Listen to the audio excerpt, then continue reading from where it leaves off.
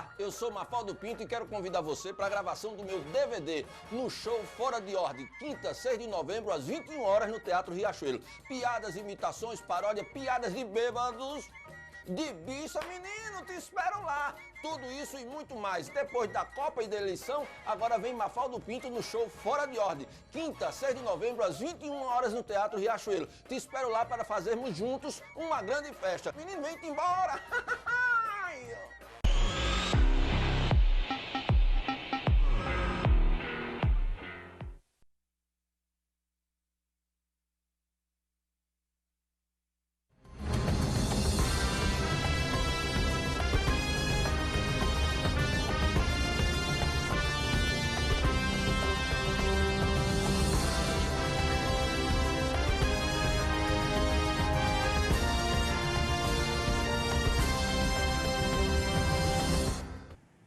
Olá, boa tarde. Começa agora o RN em Debate na TV União.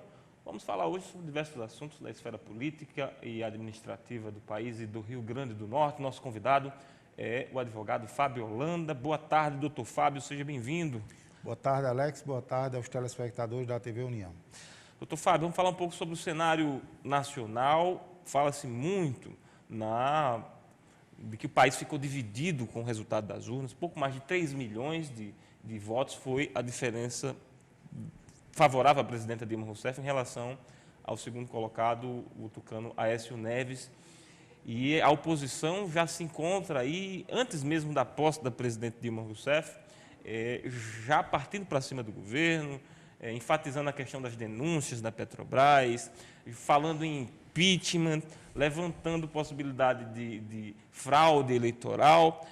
É um momento, de certa maneira, que, se for enfatizado, deve dar uma certa instabilidade ao país.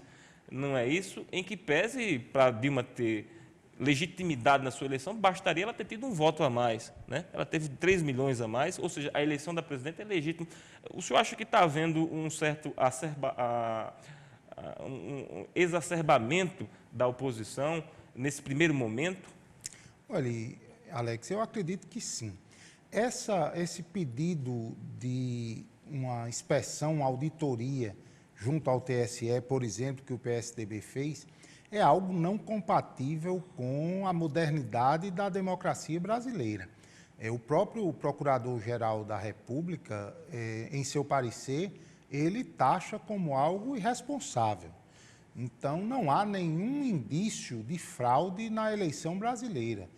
A gente sabe que o país, de fato, ficou dividido, mas eu vejo esses números de uma maneira diferente dos que estão ao lado de Aécio. Por exemplo, eu não vejo que foi o Nordeste que deu a vitória a Dilma. No meu entendimento, quem deu a vitória a Dilma foi Minas Gerais.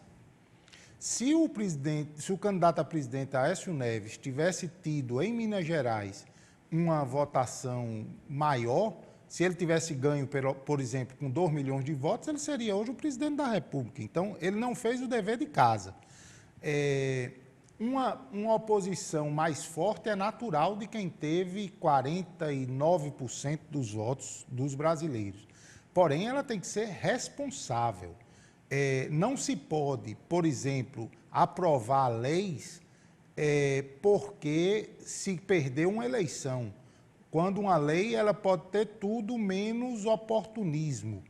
Então, o Brasil não está demonstrando maturidade nesse pós-eleição. O Brasil não está dividido. O Brasil tem candidatos, 2 candidatos, um representava a manutenção dos avanços sociais, que era a presidente Dilma, e o outro representava uma segurança maior para os setores da alta economia brasileira, que era o candidato Aécio. Os projetos eram totalmente antagônicos. Então, isso realmente dividiu o Brasil. Não entre preto e branco, entre rico e pobre, mas entre aqueles que acreditam que o projeto social é o mais importante. Por exemplo, a presidenta Dilma, ela aprovou a lei das cotas que beneficia aqueles que tradicionalmente, que historicamente foram prejudicados, que são os negros. O PSDB, por exemplo, é contra. Então, são projetos diferentes, claramente diferentes. Isso é muito bom para a democracia, porque hoje nós temos projetos claros. Quem votou em Dilma sabia em que estava votando.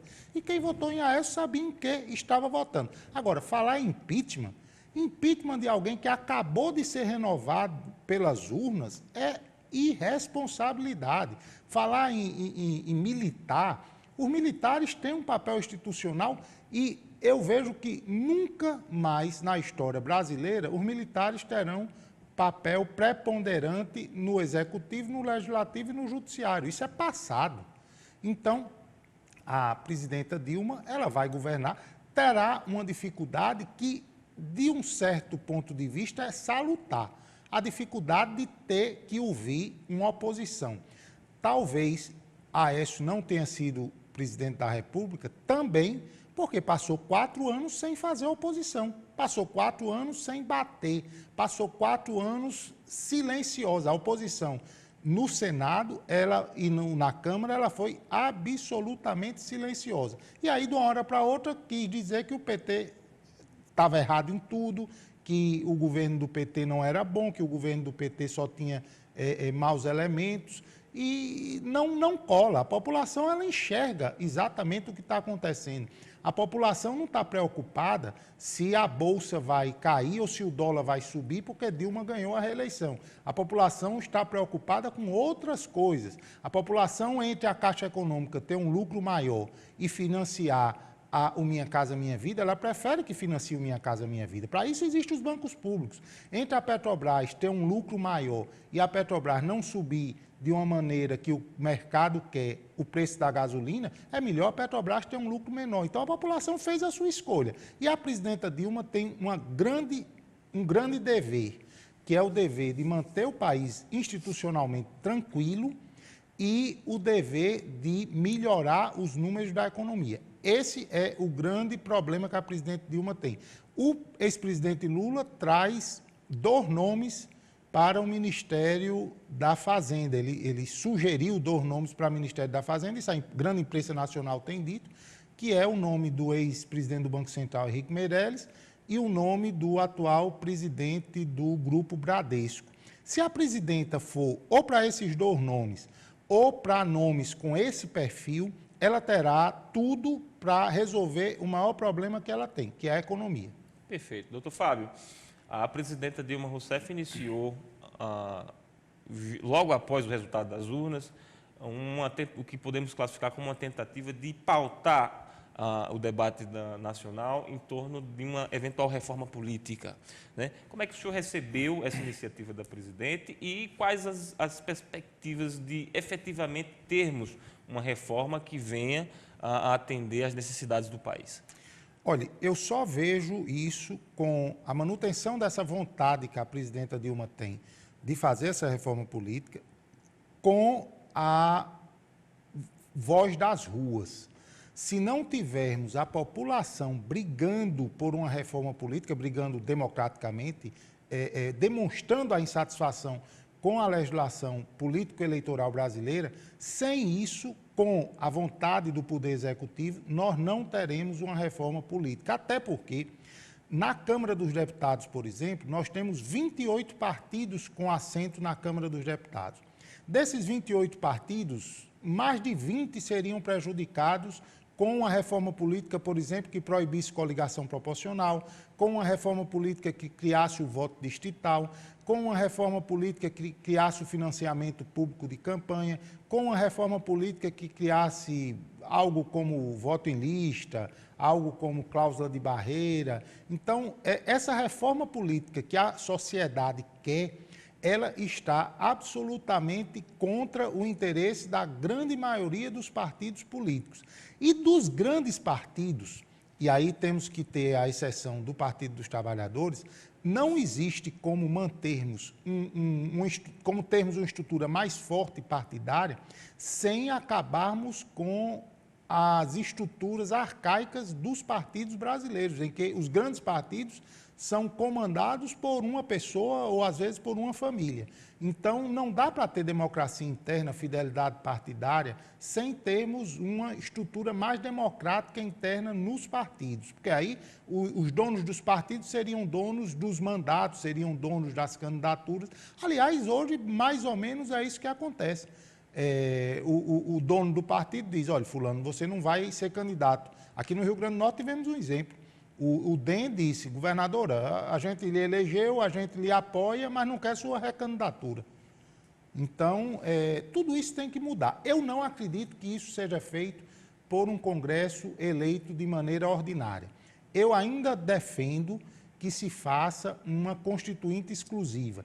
No mínimo, um plebiscito. Não entendo como o presidente Renan, que quer um referendo. Referendar o quê se o Congresso não tem demonstrado capacidade de articulação para aprovar uma reforma política? Perfeito. Doutor Fábio, vamos falar um pouco agora sobre aqui o Rio Grande do Norte. Nós temos um governo eleito que inicia um processo de transição administrativa. Como é que você avalia inicialmente, né, a vitória de Robson Faria e quais as perspectivas do Rio Grande do Norte, na sua ótica, para este novo governo? Olha, alguns estados demonstraram com o resultado das urnas que uma maturidade muito grande e uma vontade de mudar a face da política nesses estados. O Maranhão, com a vitória de um ex-juiz federal, ex-presidente da Associação de Juízes Federais, que é o Flávio Dino, que é do PCdoB. O Rio Grande do Norte, com uma eleição em que todos os ex-governadores se reuniram para apoiar um candidato que tinha 43 anos, quase 44, de mandato parlamentar, um candidato que era presidente da Câmara, que é presidente da Câmara dos Deputados, e todos esses candidatos foram derrotados por uma aliança extremamente moderna e ousada. Uma aliança que tinha o PT, e o PT do Rio Grande do Norte é um PT muito puro, porque é um PT que não tem ninguém que tenha vindo para o PT depois do PT chegar ao poder. É o PT de Fátima, que já era deputada antes do PT chegar no poder. É o PT de Mineiro, que já era deputado, já tinha sido vereador, já era sindicalista antes do PT chegar ao poder no Planalto. É um PT o PT do Rio Grande do Norte, talvez até mais do que outros PTs, seja um PT muito puro. Então, essa ousadia de uma união entre pessoas que não representam as famílias tradicionais, não representam grupos empresariais, não representam o caciquismo político, como a ex-governadora Vilma classificava os seus adversários de então, essas pessoas se uniram e talvez, desde a eleição de Agenor Maria, nós não tivéssemos algo tão ousado como a eleição de Robson Faria do Rio Grande do Norte, a eleição de Agenor para o Senado em 74. Perfeito. E dentro desse contexto que o senhor muito bem coloca, que é uma avaliação, eu diria, muito original, como é que a população deve entender aí, e mais, como é que esse governo, eventual governo Robson, pelo que ele demonstra querer fazer até agora, pelas entrevistas, deve se concretizar na sua avaliação? Olha, o governador Robson ele tem sido muito ousado também nesse pós-eleição. Ele tem dito que vai cumprir a Constituição, que os poderes não se preocupem, que os repasses constitucionais serão feitos. Ele criou uma comissão de transição, uma equipe de transição, onde ele já coloca tudo que ele pôde encontrar de melhor e manda uma mensagem, olha, eu estou colocando o meu vice-governador para coordenar minha equipe de transição, que é um político, mas é um técnico, que entende muito de finanças públicas. Eu estou colocando a joia da coroa da eleição de 2016, que é o deputado Fernando Mineiro, para a equipe de transição.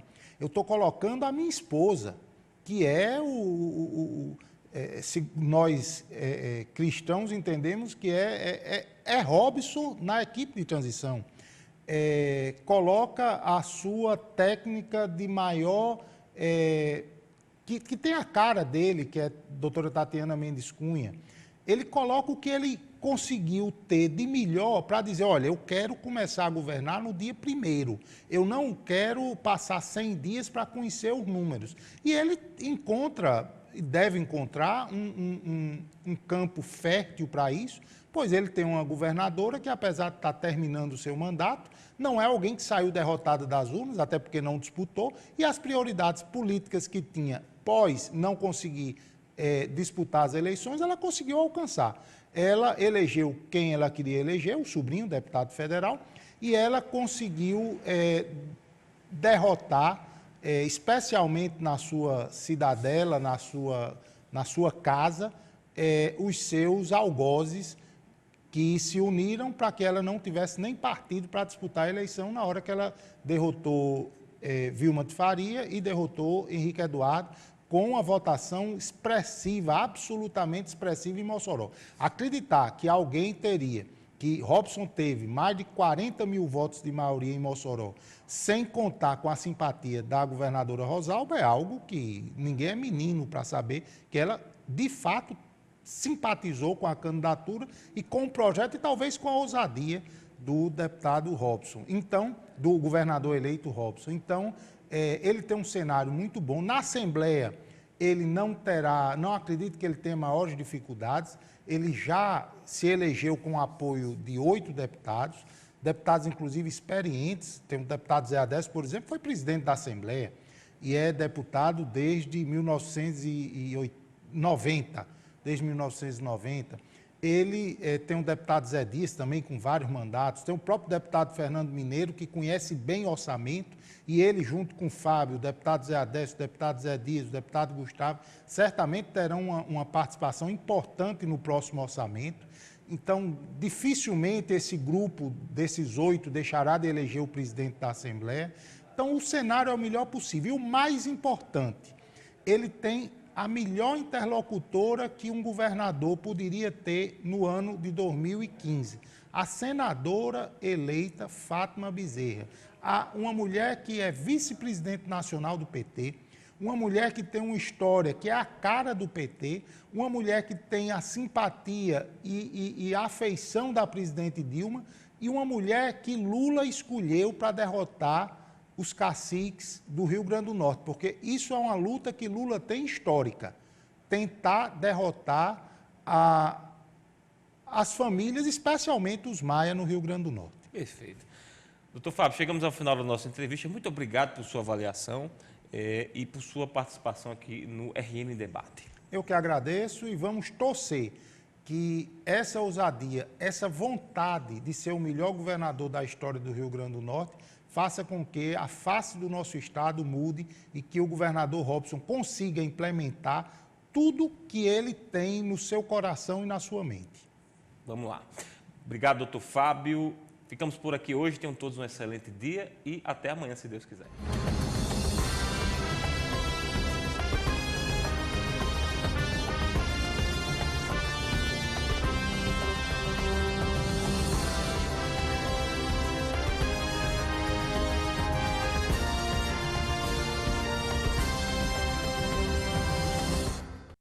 Às quintas-feiras, a partir das 21h30, você assiste o programa Saúde é Tudo.